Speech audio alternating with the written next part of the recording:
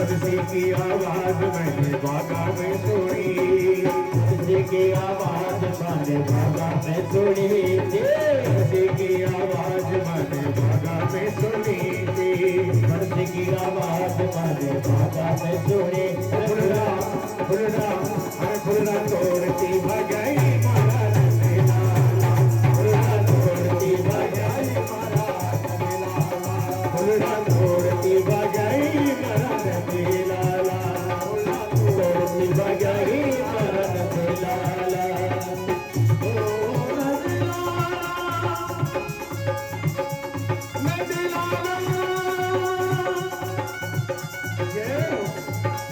नंदलाला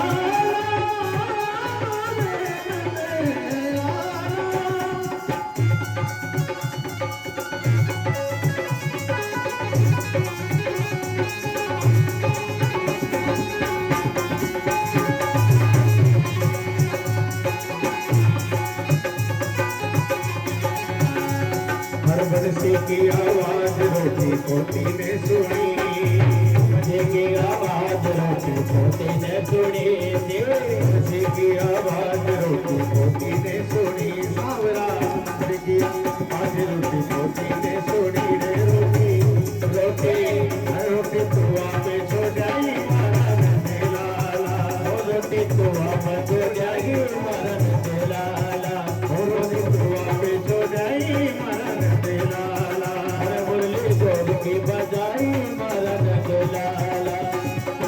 राधे रानी राधे रानी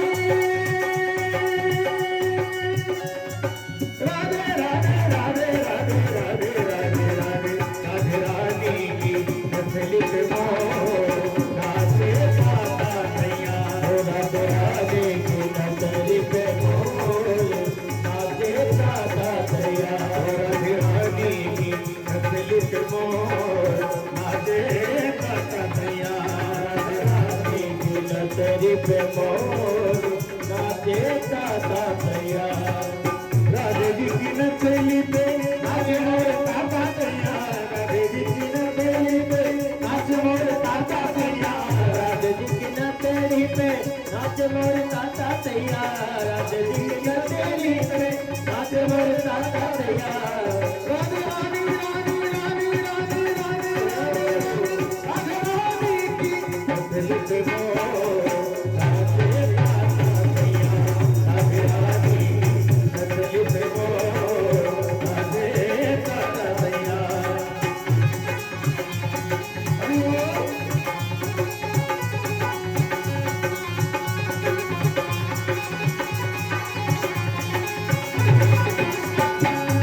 राधे जी की चुनर पे नाचे मोर ताता तैया, राधे जी की चुनरी पे हरे हरे ताता तैया, राधे जी की चुनरी पे नाचे मोर ताता तैया, राधे जी की चुनरी पे नाचे मोर ताता तैया। ओ राधे रानी रानी रानी रानी रानी रानी रानी रानी की नथली पे राधे रानी की नथली पे मोर नाचे ताता तैया, राधे रानी की नथली पे मोर नाचे ताता तैया। ओ बंसी हर फुरली जोड़ की बजाई मारा नंदलाला, रे बंसी जोड़ की बजाई मारा नंदलाला, फुरली जोड़ की बजाई मारा नंदलाला, रे बंसी जोड़ की बजाई मारा नंदलाला।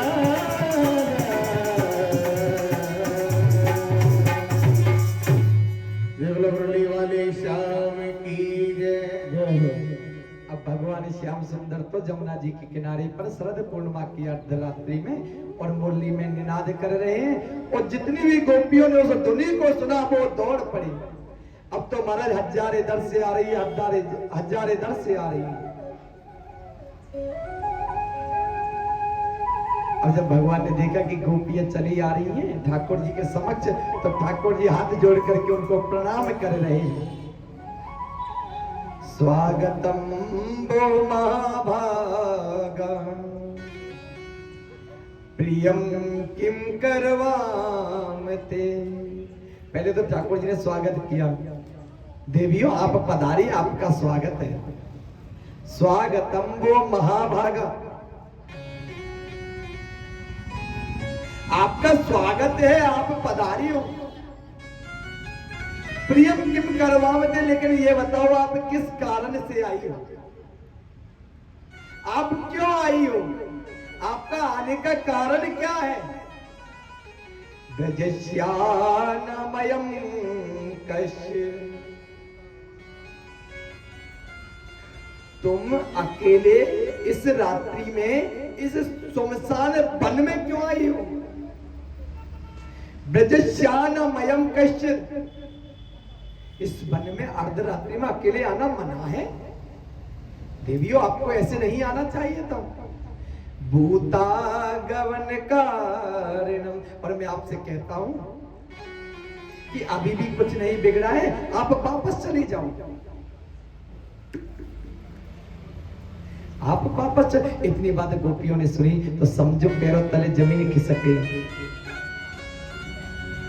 जिस ठाकुर जी के लिए अपना परिवार, अपने पति, अपने सास ससुर, अपने पुत्र, घर सभी छोड़ करके आए हैं, और वो ठाकुर जी कहते हैं वापस चले जाओ। गोविंद हम वापस कहां जाएंगे। तो ठाकुर जी कहते देवी तुम जानती हो माताओं का सबसे बड़ा धर्म क्या है। सबसे बड़ा धर्म है पतिव्रत धर्म, इससे बड़ा कोई धर्म नहीं है। एक दिन कोई गोपी घर में चावल बीन रही थी, मध्यकाल का समय था, धूप तेज थी।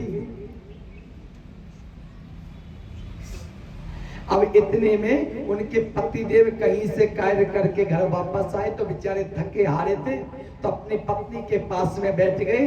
तो वो गोपी अपने पति की हवा करने लगी, पंखा झलने लगी। तो पतिदेव को थोड़ा आराम मिला, तो आज उस गोपी की गोदी में सिर रख करके वो पतिदेव सो गए।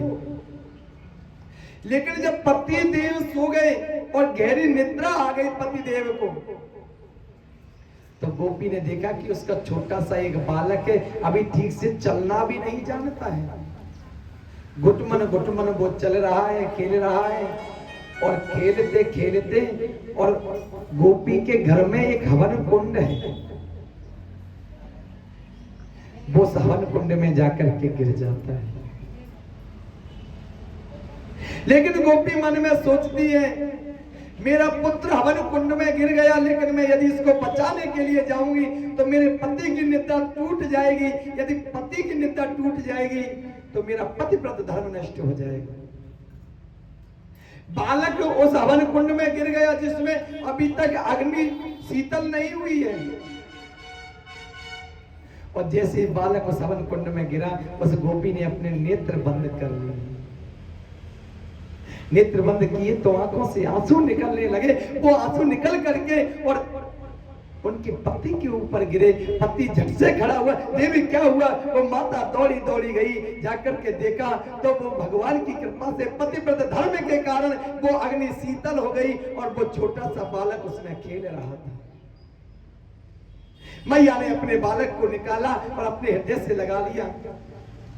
तो ये पतिव्रत धर्म का प्रताप है कि भगवान की कृपा से वो अग्नि शीतल हो गई और उस बालक पर कोई आंच नहीं है। इतनी बात सुनी भगवान की तो गोपियां गंभीर हो गई। गोपियां गंभीर हो गई। कन्हैया आप ठीक कहते हो, लेकिन जैसे उदाहरण कन्हैया आप हमें दे रहे हो ना, ऐसे एक दो हम भी जानते हैं।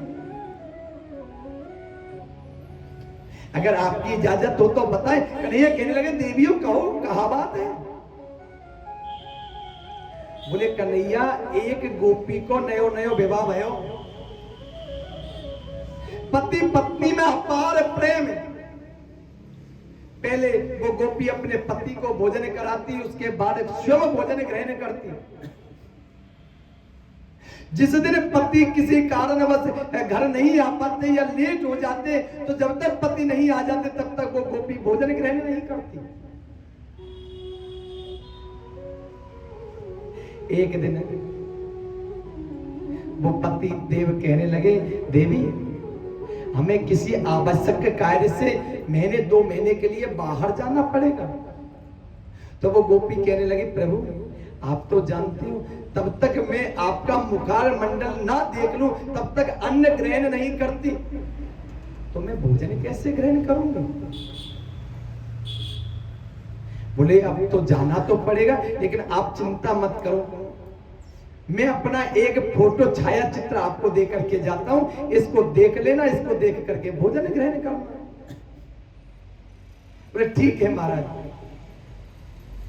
पति देव एक अपना छाया चित्र दे करके और परदेश चले गए। अब वो गोपी अपने उस फोटो वाले पति की पूजा करती है, और पूजा करती है तो दरवाजे को अंदर से बंद कर लेती है, जिससे उसके पति की पूजा में कोई अड़चन ना पैदा कर सके। पूरे भाव से उसकी पूजा करती है। एक दिन की बात है कि वो पतिदेव अपने कार्य को पूर्ण करके और अपने घर वापस आ गए। इधर वो गोपी अपने फोटो वाले पति की पूजा कर रही थी, और सच्चे पतिदेव दरवाजे पे खड़े हैं और दरवाजे को बजाते हैं, खोलने के लिए बोलते हैं। लेकिन वो गोपी सोचती है यदि मैं पति की पूजा को छोड़ करके जाऊंगी तो मेरा पति बड़ा धर्म टूट जाएगा। तो वो तो अपने फोटो वाले पति की पूजा करती रहती है, वहां नहीं जाती। तो कन्हैया हम आपसे एक बात पूछना चाहे कि जब सच्चे पति दरवाजे पे आ गए तो वह गोपी को सच्चे पति की पूजा करनी चाहिए कि वह फोटो वाले पति की पूजा करनी चाहिए। गोविंद कहने लगे जब सच्चे पति आ गए तो फोटो वाले पति की पूजा काहे को करो। बोले गोविंद यही तो हम समझा रही है, ये दुनिया के जितने पति हैं वो छाया चित्र है, फोटो है। सच्चे पति तो परमेश्वर है, जगन्नाथ। ऐसे बर को क्या बरे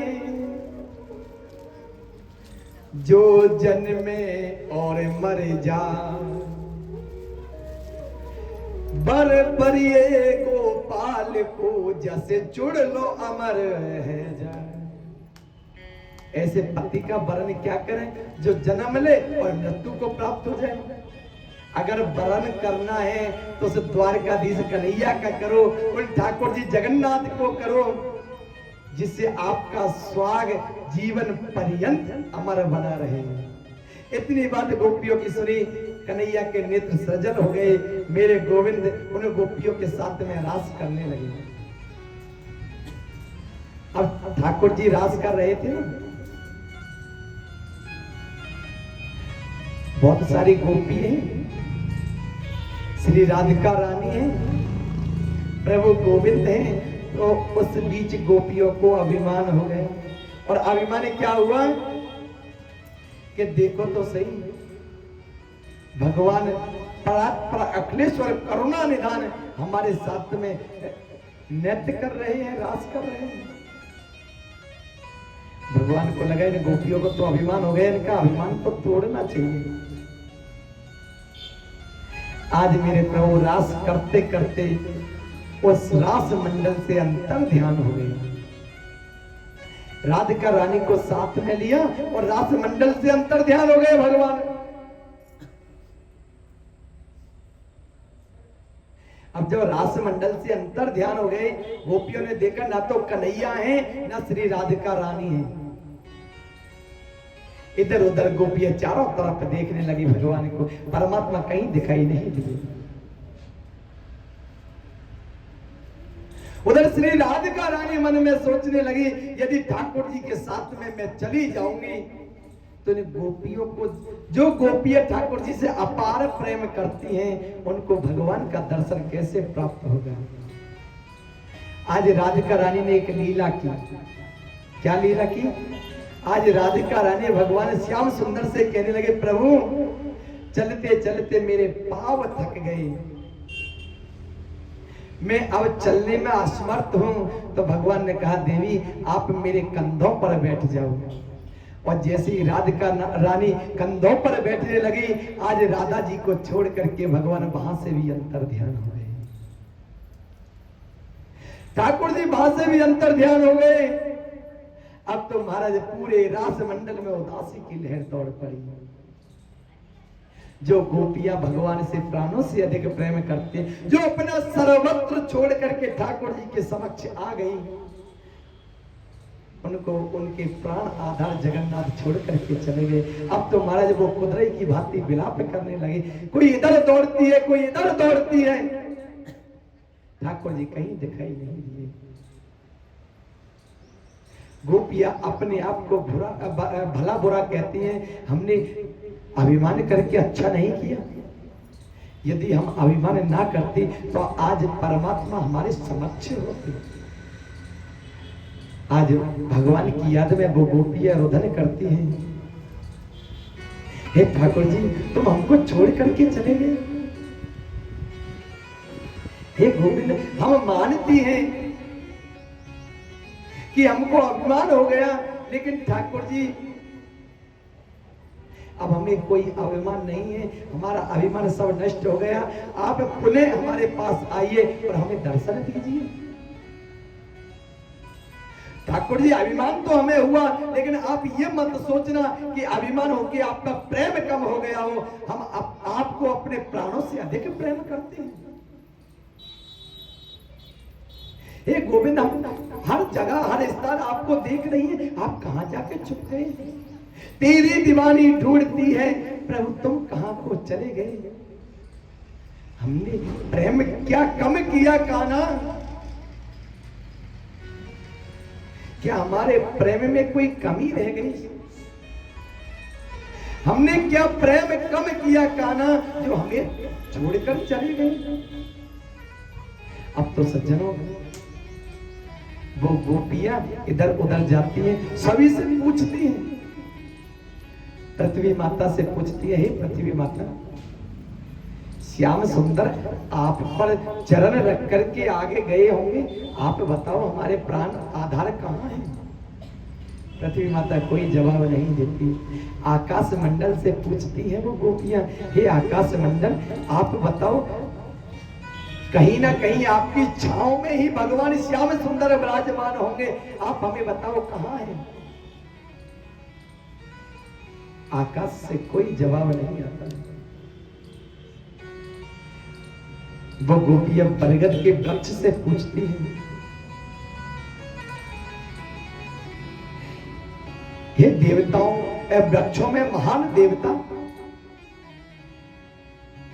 आप सबकी सच्चाई भरते हो, क्योंकि रामचरितमानस में आया है, बट विश्वास अचल निज धर्मा, तीरथ राज समाज सुकर्मा। बरगद का वृक्ष जो है ना, वो विश्वास का प्रतीक है, ये अचल है।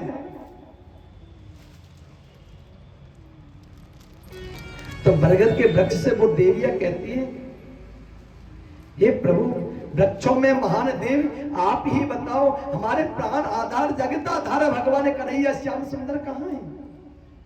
तो बरगद का वृक्ष जब कोई जवाब नहीं देता, एक गोपी कहती है, बहना ये तो बूढ़ा है गया हो गया, इसकी बुद्धि खराब हो गई। वो गोपियां जमुना जी से कहती हैं, हे जमुने महारानी, आप तो श्याम सुंदर की अर्धांगिनी हो, आप ही बताओ ठाकुर जी कहाँ हैं? तो जमुना महारानी कोई जवाब नहीं देती, तो गोपियां कहती है, बहना ये काहे को बताएगी, ये तो हमारी सौत है, ये नहीं बताएगी। चारों तरफ इधर उधर भागती रहती है, कन्हैया कहीं दिखाई नहीं देते। जैसे कि मैंने बताया, अगर कोई भगवान से प्रेम करता है तो उन गोपियों के तरह करें कि उन्होंने अपना यत्र तत्र सर्वत्र भगवान को समर्पित कर दिया। प्रीति की कन्हैया से और हम अकेले रह गए। प्रीत में प्रीतम हमारा मन चुरा के ले गए, अब तो मन भी हमारे पास नहीं है। जो व्यक्ति जिससे प्रेम करता है और जब अपार प्रेम करता है तो अपने पास कुछ नहीं रखता, सब कुछ अपने प्रेमी पर न्यौछावर कर देता है। उसी प्रकार गोपियों ने अपना सब कुछ भगवान के लिए न्यौछावर कर दिया, ठाकुर जी के लिए समर्पित कर दिया। अब तो महाराज कुदरे की बाती वो गोपियां भगवान के प्रेम में विलाप करती हैं। छोड़ के न जा ओ मोहन, छोड़ के न जा ओ मोहन, हमने तन मन किया अर्पण। छोड़ के न जा ओ मोहन, छोड़ के न जा ओ मोहन, हमने तन मन किया अर्पण। तन मन किया अर्पण। छोड़ के न जा ओ मोहन, छोड़ के न जा ओ मोहन, हमने तन किया अर्पण। ओ मोहे मोहे, ओ मोहे मोहे, हमने तन मन किया अर्पण।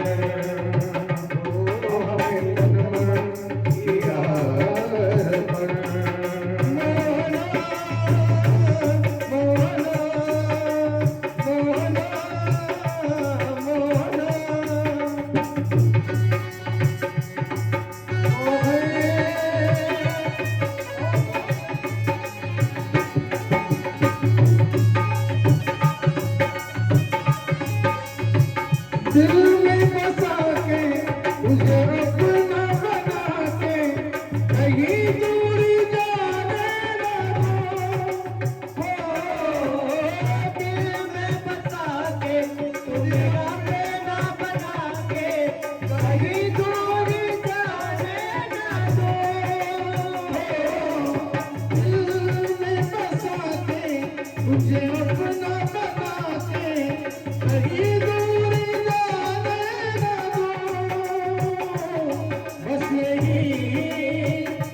रहना है,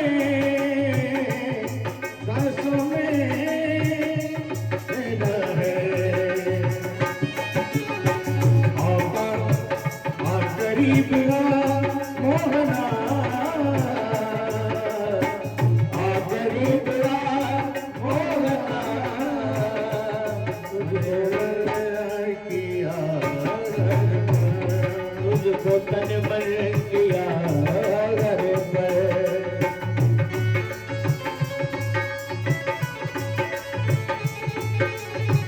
छोड़ के न जा ओ मोहन, तुझको तन मन किया अर्पण। तुझको तन मन किया अर्पण।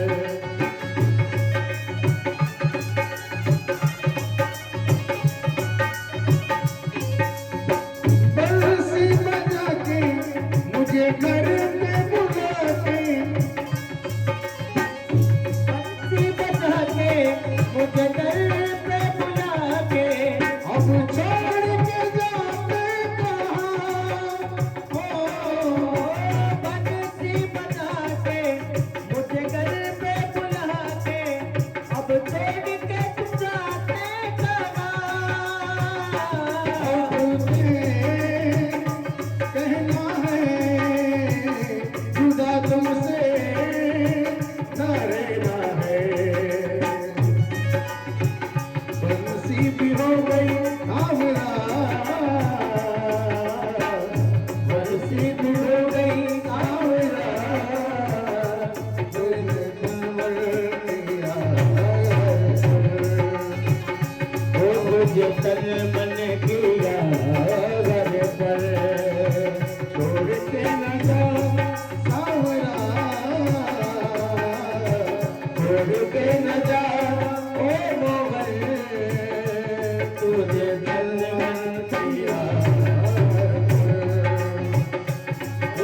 तन मन किया अर्पण, तुझे तन मन किया अर्पण,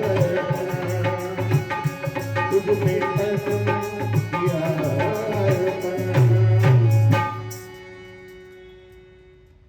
बोलिए भक्त वत्सल भगवान की जय हो। आज भगवान को जो परमेश्वर करुणा निधान को अपने प्राणों से अत्यधिक प्रेम करने वाली गोपियां हैं, वो ठाकुर जी को ना पा करके कुदरे की भांति विलाप कर रही है।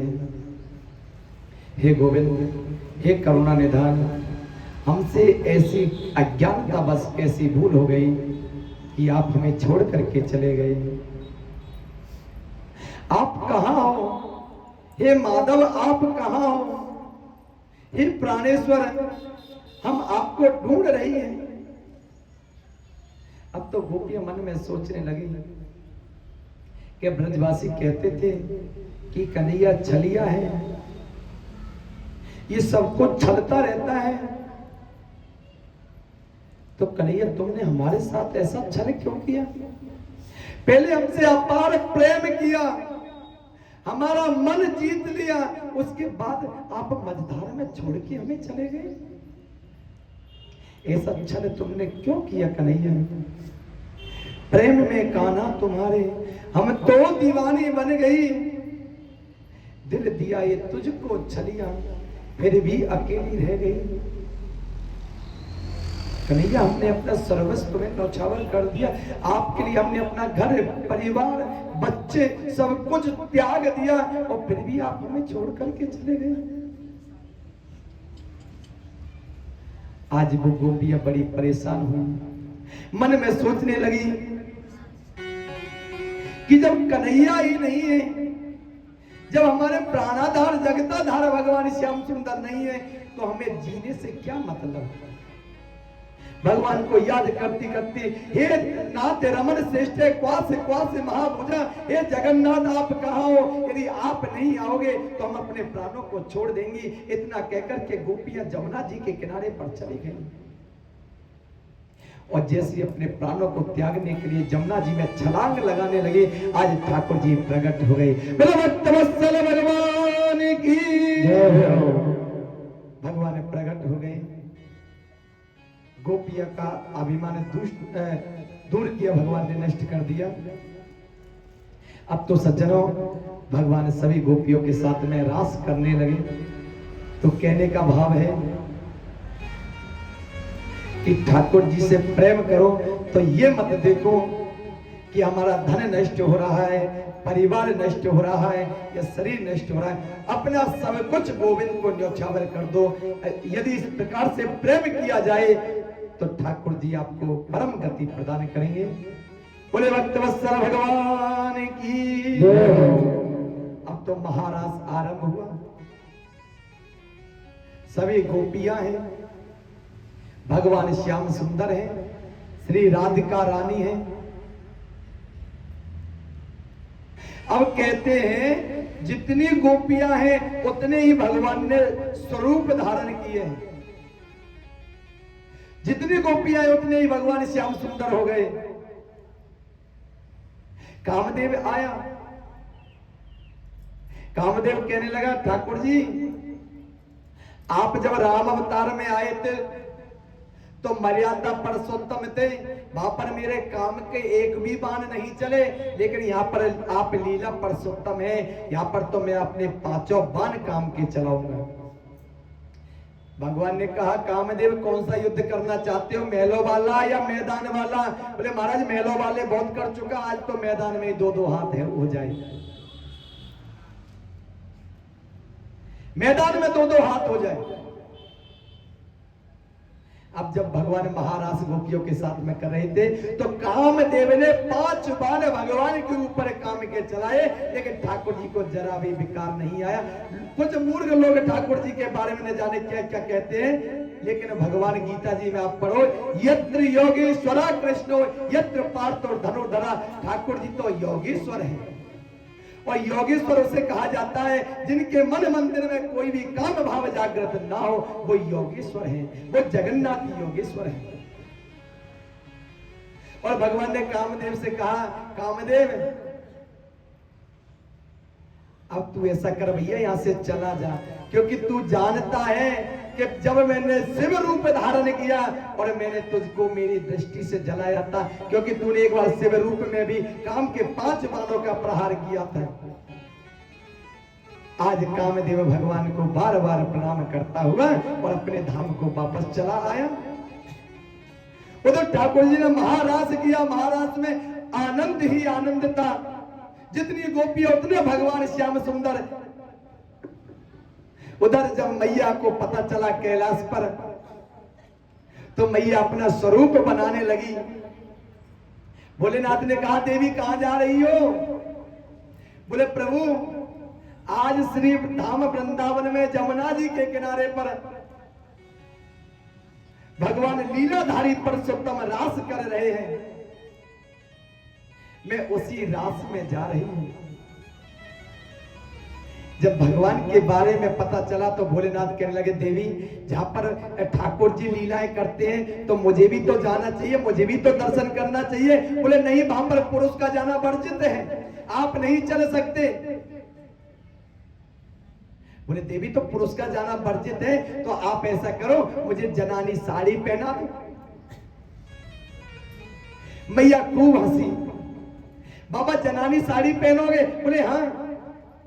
बोले आपके सिर पे गंगा जी है, यहाँ कहाँ छुपाओ? बोले घूंघट निकाल लूंगा तो गंगा जी भी छुप जाएगी, मेरा चेहरा भी छुप जाएगा। बोले बाबा गले में जो सर्पों की माला है, मुंडन की माला है, बोले इनको उतार करके और एक थैले में रख लो। मैया ने कही तो ठीक है। अब तो भोलेनाथ और जनाना श्रृंगार करने लगे। एक दिन वो भोले भंडारी बन करके ब्रज नारी वृंदावन आ गए हैं, वृंदावन आ गए हैं। जिसको भोले भंडारे बनकर ब्रज किनारे ब्रज में आ गए, वृंदावन आ गए। पार्वती भी मना किनारे, पार्वती भी मना किनारे, नहीं माने त्रिपुरारे। वृंदावन आ गए हैं, वृंदावन आ गए हैं।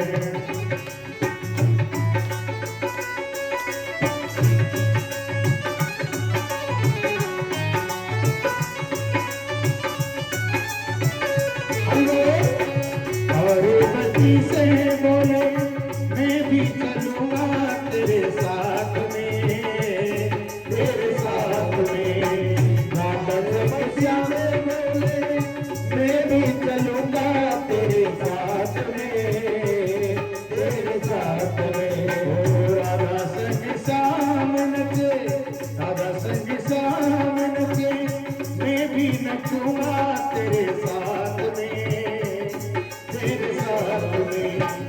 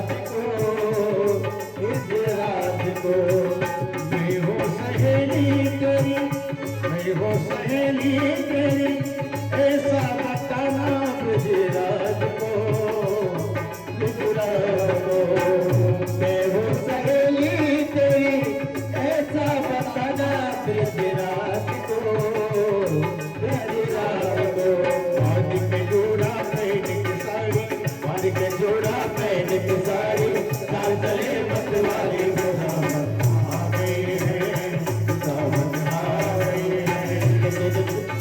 एक दिन वो बोले भंडारे बन के ब्रिज किनारे, वृंदावन आ गए, वृंदावन आ गए।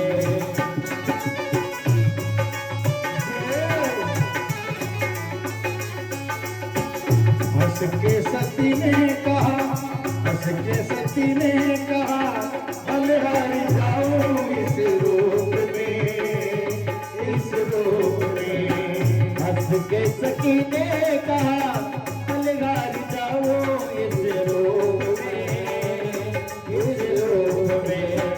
एक दिन तुम्हारे लिए, एक दिन तुम्हारे लिए आए मुरारी इस रूप में, इस रूप में। एक दिन तुम्हारे लिए आए मुरारी इस रूप में, इस रूप में। सर से खिसक गई जब साड़ी, सर से खिसक गई जब साड़ी, उसकाए गिरधारी वृंदावन आ गए हैं, वृंदावन आ गए हैं, वृंदावन आ गए हैं, वृंदावन आ गए हैं।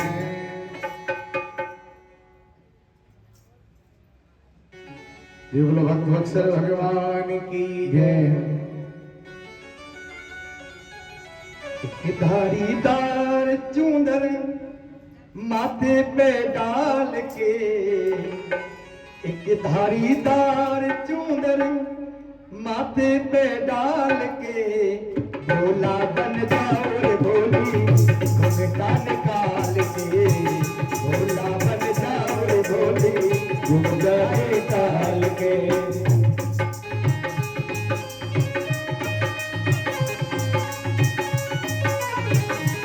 लहरीदार चूंदर माथे पे डाल के, एक लहरीदार चूंदर माथे पे डाल के, भोला बन जाओ भोली, भोला बन जाओ भोली घुंघटा निकाल के, भोला बन जाओ भोली घुंघटा निकाल कर।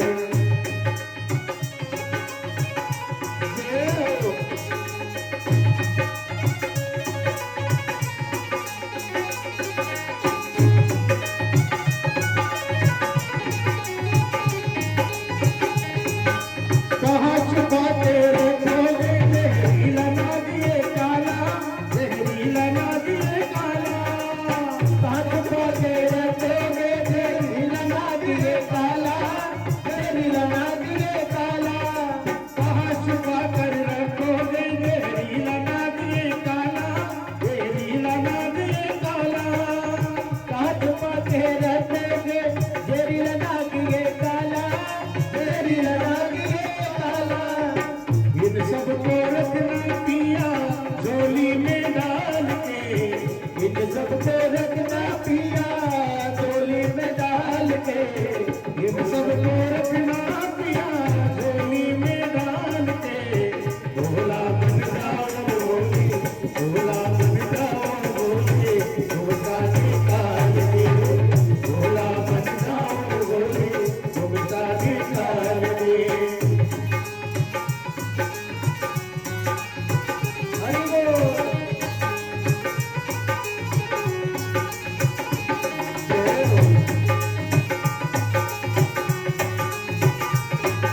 सब कुछ छुपा है कहाँ छुपावे गंगा जी का पानी, गंगा जी का पानी। सब छुपा है कहाँ छुपावे गंगा जी का पानी, गंगा जी का पानी। सब कुछ छुपा है कहाँ छिपेगा गंगा जी का पानी, गंगा जी का पानी। सब कुछ छुपा है कहाँ छुपेगा गंगा जी का पानी, गंगा जी का पानी।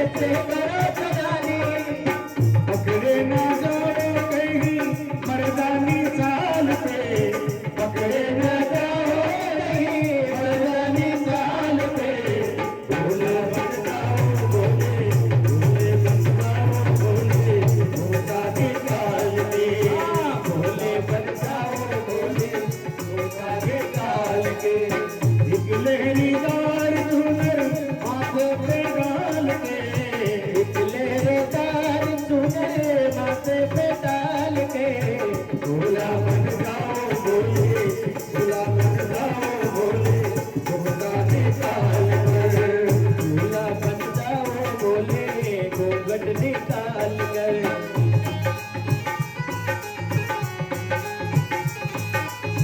भोला बन जाओ बोले झुमका निकाल कर, भोला बन जाओ बोले झुमका निकाल कर। बोले भक्त वत्सल भगवान की जय। सज्जनों, भोलेनाथ जब मैया पार्वती से आग्रह करने लगे तो मैया ने सुंदर सा स्वरूप बनाया भोलेनाथ का। और भोलेनाथ महारास में श्री धाम वृंदावन में आ गए। अब भातो रास हो रहा है, राधा नाचे, कृष्ण नाचे, नाचे गोपी जन, मन मेरो बन गयो सखीरी पावन वृंदावन। सभी को परम आनंद की प्राप्ति हो रही है। इतने में भोलेनाथ का आगमन होगा। भगवान श्याम सुंदर ने देखा, सारी बात समझ गए। कन्हैया सोचने लगे, आज तो बाबा पधारे हैं रास में, लेकिन कितना सुंदर सा स्वरूप बना रखो है भोलेनाथ ने। आज श्याम सुंदर ने जैसे ही अपनी बंसी को बजाया, भोलेनाथ सुध बुध खो बैठे। खिसक गई जब सर से साड़ी मुस्काए गिरधारी।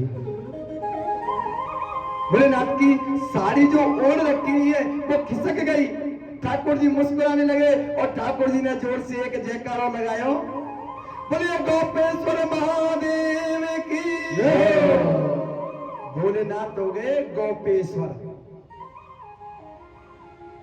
भोलेनाथ कहने लगे, ठाकुर जी मुझे क्षमा करना, लेकिन आपके दर्शन की लालसा मुझे यहाँ खींच करके ले आई।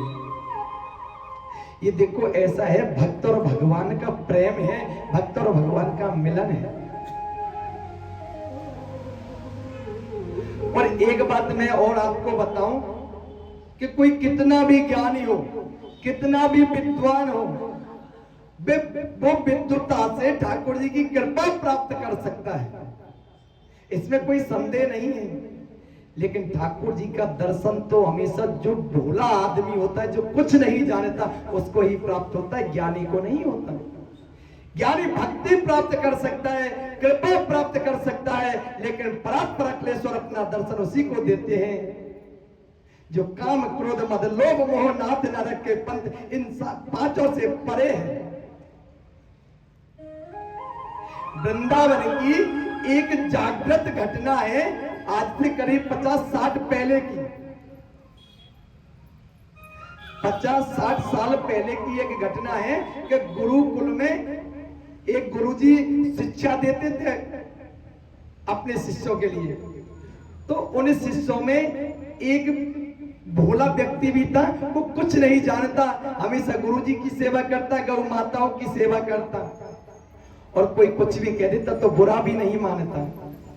लोगों ने उसका नाम रख दिया भोंदू। नाम भोंदू रख दिया क्योंकि वो कुछ नहीं जानता।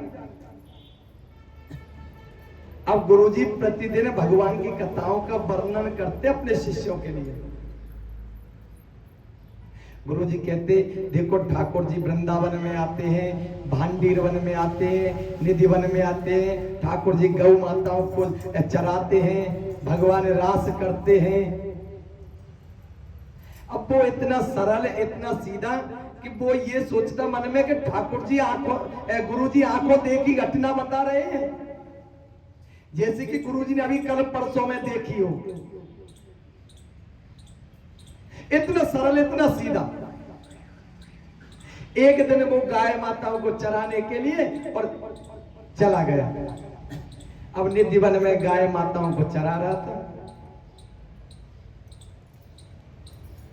लेकिन मन में सोचने लगा कि गुरुजी ने कहा कि भगवान भी वहां गाय चराने के लिए आते हैं, तो वो ठाकुर जी है कहां, उनकी गौ माता कहां है। अब तो वो इधर उधर देखने लगा। अब जो इधर उधर देखने लगा तो आज भगवान को उसके भोलेपन पर प्रकट होने लगा। तो आगे से श्याम सुंदर हजारों गायों को लेकर के और चले आ रहे हैं। बीच में ठाकुर जी है, चारों तरफ गौ माताएं हैं, पूरा समूह है गौ माताओं का।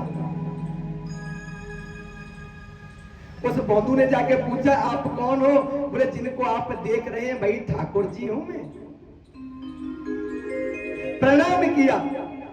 मेरे गुरुजी ठीक कहते थे कि भगवान निधि वन में गाय चरावे के काजे आवे करे।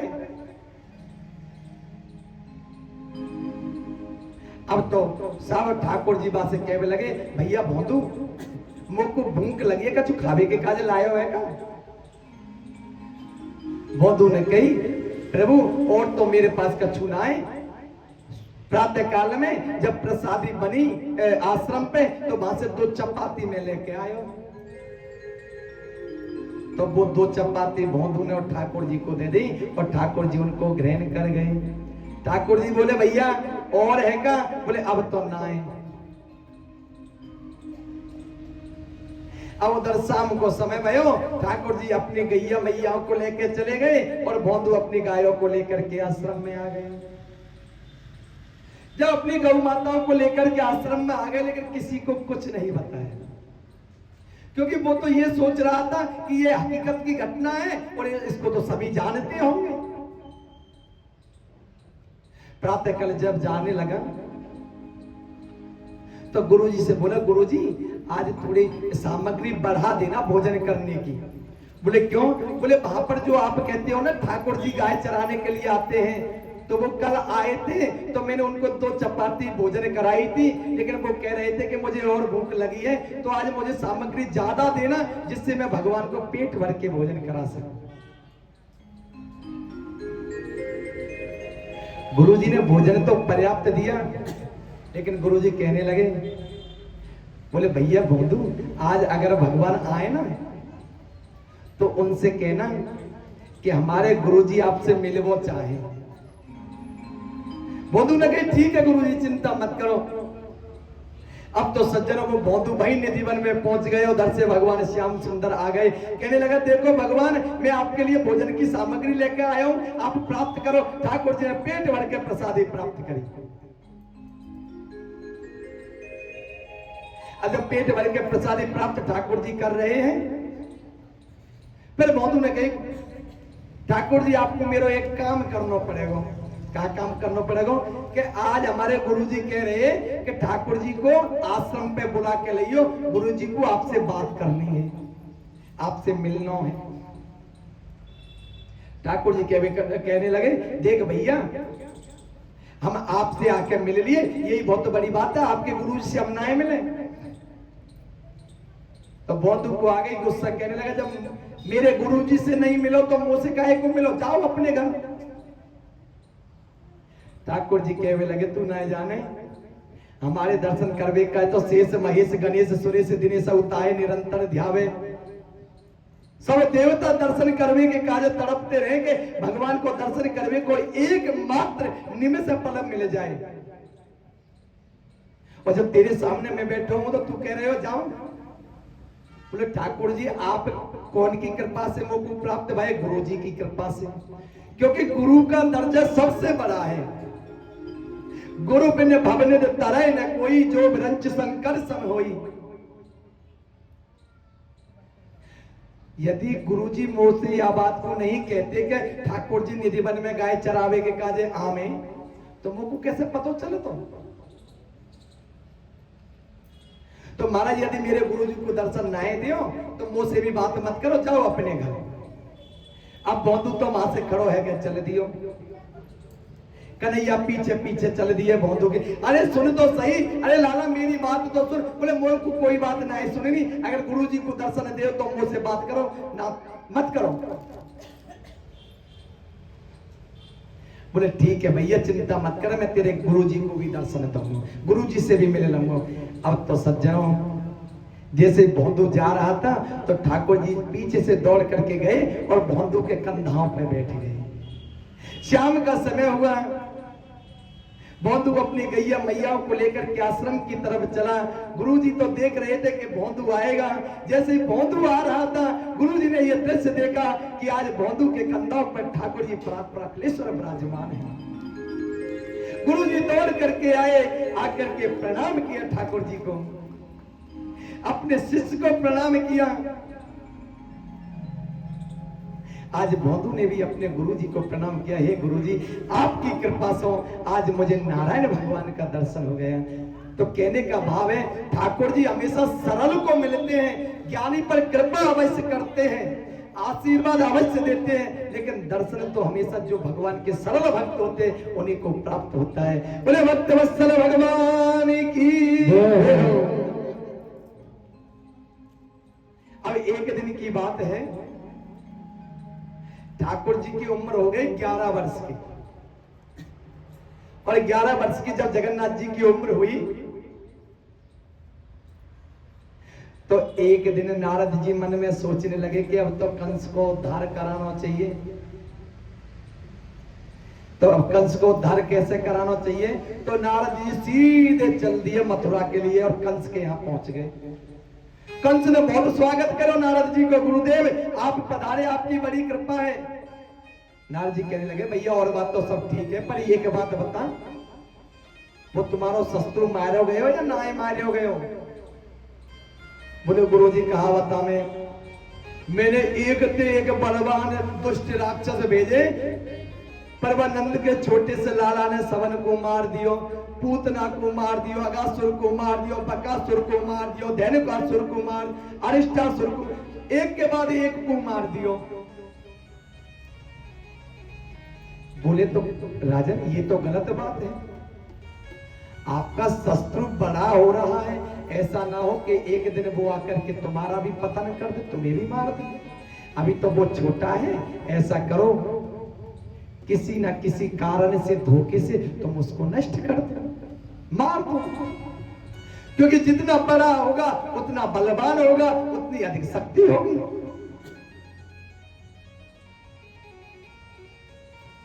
तुम खुद क्यों नहीं मार देती उसको? बोले गुरुजी यदि मैं वृंदावन जाऊंगा तो वृंदावन वासी मुझको घर में थोड़ी घुसने देंगे, क्योंकि वो जानते हैं कि मैं कृष्ण का शत्रु हूं, कोई मुझे घरों में नहीं घुसने देगा। नारद जी कहने लगे तो राजा ने ऐसा करो, कोई ऐसा आयोजन आप मथुरा में करो और कन्हैया को यहीं बुलवा लो, या कन्हैया आ जाएगा तो यहीं मार दीजो। अब इतनी बात सुनी तो कंस तो बड़ा प्रसन्न हुआ, गुरुजी आपने तो मेरी सारी समस्या का समाधान कर दिया। अब तो कंस ने एक आयोजन किया, और आयोजन काहेगा किया? धनुष यज्ञ का। और धनुष के यज्ञ के आयोजन में अपने क्षेत्र के सारे लोगों को निमंत्रण भेजा, लेकिन मन में सोचने लगा यदि मैं वृंदावन में किसी के द्वारा निमंत्रण भेजता हूं तो वो वृंदावन वासी कृष्ण को नहीं आने देंगे, क्योंकि वो जानते हैं कि यदि कृष्ण मथुरा आएगा तो कंस उसको मार देगा। कंस को याद आया कि मथुरा में एक ऐसा भी व्यक्ति है जिससे कन्हैया सबसे ज्यादा प्रेम करते हैं। कौन है? महामंत्री अक्रूर काका। अक्रूर काका से कहा, अक्रूर जी आप हमारा एक कार्य करो। अक्रूर काका ने कहा राजन क्या कार्य करना है? बोले गच्छ नंद ब्रजम तत्र सुता बानक दुंदवे आसातेता विहानेना रथेना निमाम चिरम गच्छ नंद ब्रजा तत्रम। अक्रूर जी आप नंद जी के वृंदावन की ओर प्रस्थान करो। गच्छ नंद ब्रजम तत्र, तुम वृंदावन में जाओ और वृंदावन से कृष्ण और बलराम को यहां बुला करके ले आओ। अक्रूर जी मन में सोचने लगी, देखो तो सही इस दुष्ट को, जिन परमात्मा का हर कोई दर्शन करना चाहता है, और ये राक्षस कंस उस गोविंद को मारना चाहता है और उनको बुलवाने के लिए मुझे भेजता है। यदि मैं कृष्ण को बुला करके लाऊं और ये उनको मार दे, ये तो गलत होगा। लेकिन अक्रूर काका मन में सोचने लगे कि मैंने सुना है कि कन्हैया ने पूतना को मारा, अगासुर, बकासुर, धेनुकासुर, अरिष्टासुर, सभी राक्षसों को मारा, तो वो कोई साधारण मानव नहीं है, वो परात्पर अखिलेश्वर करुणा निधान है, वो गोविंद है। और मैं अवश्य जाऊंगा, यदि वो परमात्मा होगा तो उसका दर्शन भी प्राप्त हो जाएगा। और मेरा मन कहता है कि वो कोई साधारण मानव तो नहीं है।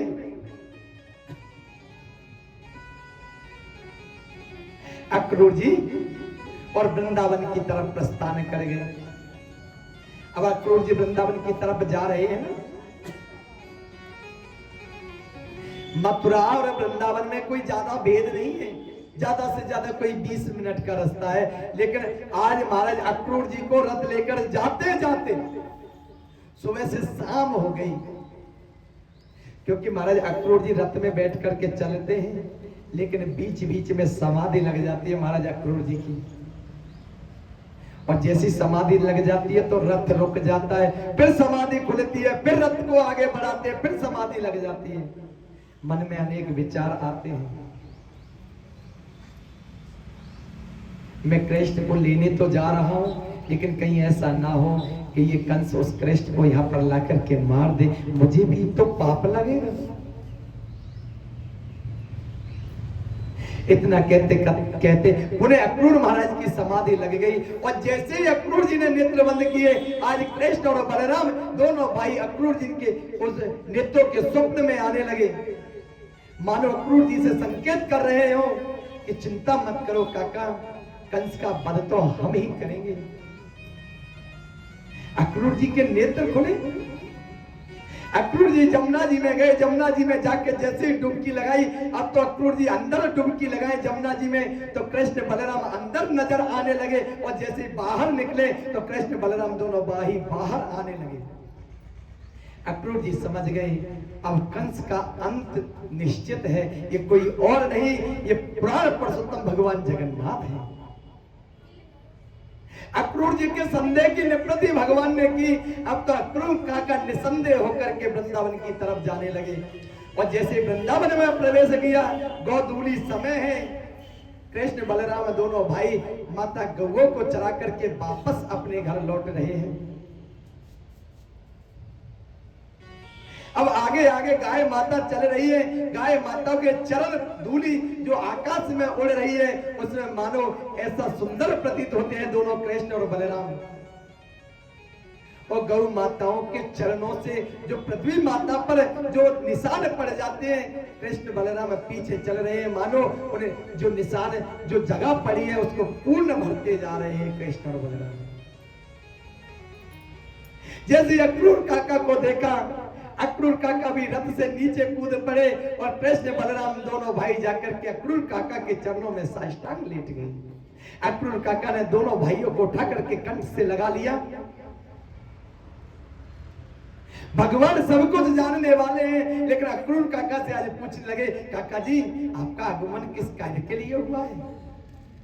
अक्रूर जी ने कहा, कृष्ण बलराम देखो तुम सब जानते हो कि तुम्हारे मामा ने और तुम्हें मारने के लिए बुलाया है मथुरा में,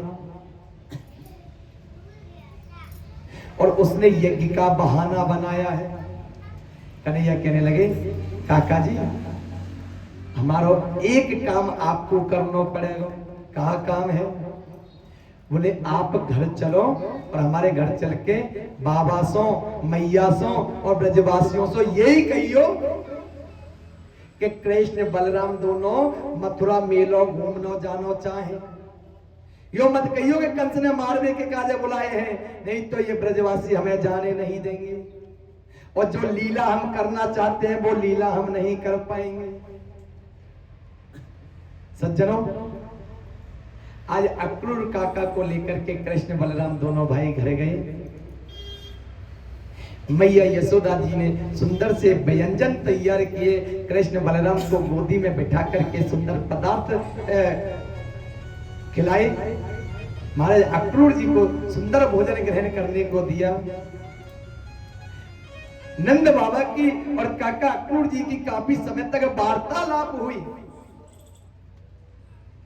अंत में अक्रूर जी ने कहा, ये बाबा, मैं कृष्ण और बलराम दोनों भैया ने प्रातः काल मथुरा ले जाओ चाहो।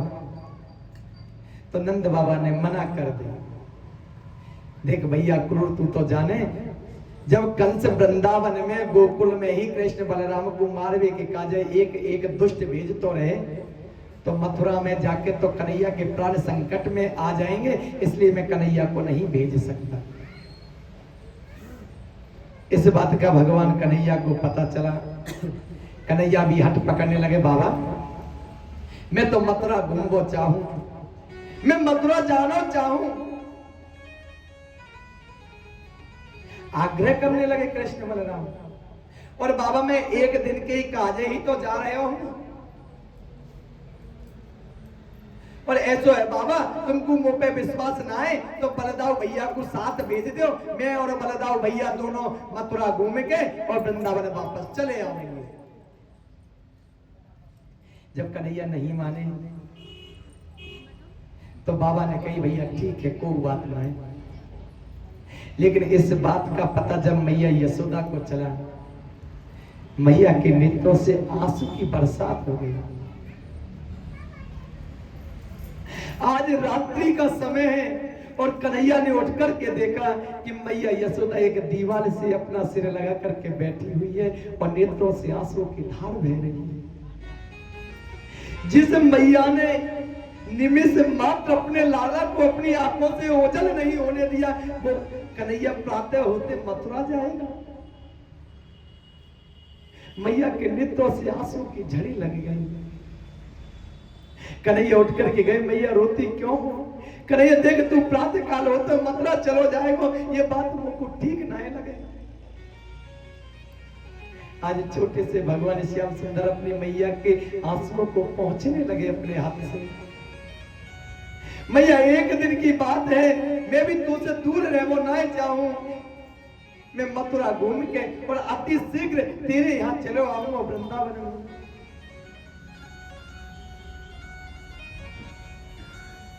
कन्हैया तू जब यूं कहे ना कि एक दिन में आ जाऊंगा, परसों चलो आऊंगा, तो मुझको ऐसा लगे कन्हैया तेरे विरह में बरसों बीत जाएंगे। लेकिन आज कन्हैया ने मैया को समझा दिया। मैया को अपने लाला की खुशी के कारण अपने आंसू को छुपाना पड़ा, लेकिन मैया नहीं चाहती है कि कन्हैया मथुरा जाए। प्रातः काल हुआ, सभी ब्रजवासियों को पता चल गया कि कृष्ण और बलराम मथुरा जा रहे हैं, तो सब ब्रजवासी गोपियां सहित नंद बाबा के भवन पे चले आए। बाबा हमने